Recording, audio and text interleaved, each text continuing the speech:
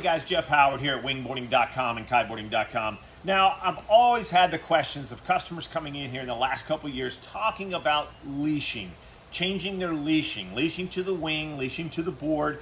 And I gotta say, everybody that walks in and they're in the learning, a lot of the wings come with a wrist leash. Now, I've gotta say, wrist leashes are so limiting. They highly limit you of what you're able to do, how you're able to hook into the wing, use a harness line.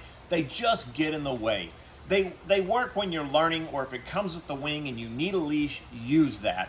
But I gotta say, Ozone nailed it back in the day when they started providing a leash, and the only leash, it wasn't a wrist, it was a waist leash. And it made it such more simpler to get into it, and allows you to do a lot more things. So in waist leashing, and you say, okay, so what do I do with my board leash? I'm taking my board leash and I'm attaching it to my waist.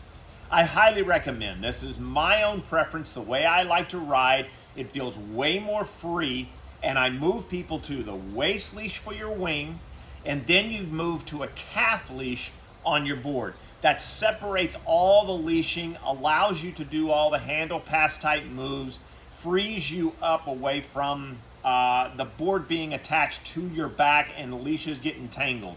That also allows you, if you think about it, it allows you to paddle. That is such a huge thing. I get out there, I'm teaching a lesson, the customer's got his board to his back, he's got his wing to his wrist, and he's stuck because when he goes into paddling, he lays down the board, when the wing catches wind and it's pulling your arm back, you can't paddle. So now you've got to maybe move this cuff down to your leg or do something with it, a chance of losing the wing, and I hate that. So I take the customers and I say, go to a waist leash. When you advance and even you get better, you're gonna love the waist leash. Now, what are those options? So what I do is I get the customer and I say, well, let's get the wing moved. Do you like a harness? If you ride with a harness, which I do, I ride with it every single day. Every time I ride, I always have a waist harness, and I'm using the Mystic. I love this thing and the structure. There's a lot of great waist harnesses out there, but I use the slider.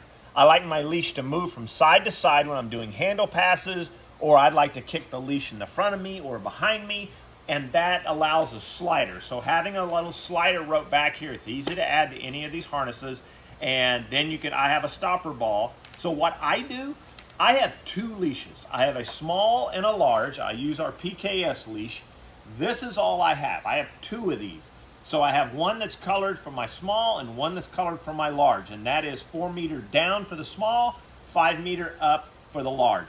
And all of these are connected with the locking pigtails on here, and all of my wings have a stopper ball on them. I connect up to them. I remove it from here. If I want to tie my wing down, I remove it from my harness, tie it to the ground.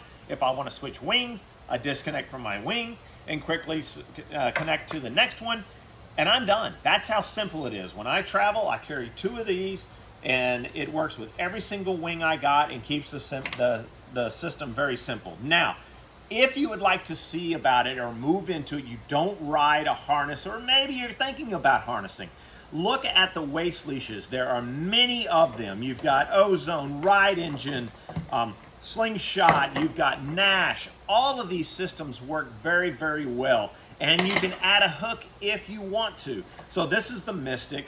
It's very simple belt type. It's got multiple connections along the backside. So if you still want to connect your board, go for it. But I highly recommend move that down to your calf. Move your board to your calf on a 6-foot type leash and get your wing to your waist. So there's the Mystic. It comes with their leash, standard loop connection on the back end side of it. Here's the Ozone, very simple, very clean, just a simple strap with a buckle. And again, it'll work with every single wing out there. And the leash has a swivel on it with a loop at the end, so you can connect that onto it. And I tell you, have your wings have the stopper ball pigtails on them, so you're not directly connecting this leash and leaving this with your wing. To me, it makes a big mess around my wing. All I want is I want this one leash, and it will hook with all of my wings. So I take every wing, put a stopper ball on it, and now I can disconnect, and this is all I need. It makes it simple, makes it clean. Nash has done a really neat little job. They've got a slider rope back here with a plastic slider. fully adjustable, still has other loop connections if you want them on the side. They have a simple leash system that has a carabiner that can easily connect on to the back, and it slides from side to side. It just makes it super clean. Putting the stopper ball on, connecting your loop to the back of, or to that wing, and it just makes it clean. I gotta tell you, if you haven't tried the waist leash, it can change your whole riding.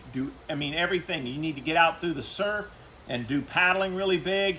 If that's hooked to your wrist, you're completely limited. You want to start learning tacks and jibes, that wrist leash is going to get tangled around you. A waist leash will change its side. If it's in the front of you, you can tack with the wing over, and you can switch it to your back or your front. And when you're hooking into the harness line, some of these will hang in front of you, where a wrist leash will get in the way because your hand's back here, and if you accidentally hook in, now you've got this stuck in there. If this is a waist leash, it just hangs nice and loose, and if it hooks in, it doesn't make any difference to your harness line. There's too many advantages to moving to a waist type leash. Now the last one has got ride engine. Now ride engine, this has got a pretty neat little device on it, which some of them are using. If you need it, is a release. So you have this just in case you want to release. You can pull the pin, and then that slides out to disconnect you from your wing, or I guess if it was your board, you could do that as well. That'd be more of what I want to disconnect from. If it was my wing, I'd probably like to keep it on me. In most cases, you don't need to disconnect, only if you're in some of those big major waves and it grabs a hold to your wing and it's safe to let go of the thing, you could pull the pin. But if I'm getting yarded, it's going to happen. I'm going in. Anyway, I wanted to discuss about leashes and what I recommend. And if you have any questions, please write them below in the video. Don't forget to click subscribe. We need that to help us keep doing these videos. If you have any questions, don't hesitate. Give us a call here at Kiteboarding.com and Wingboarding.com to try to educate you, to get you on the water and have more fun. Anyway, have a great day.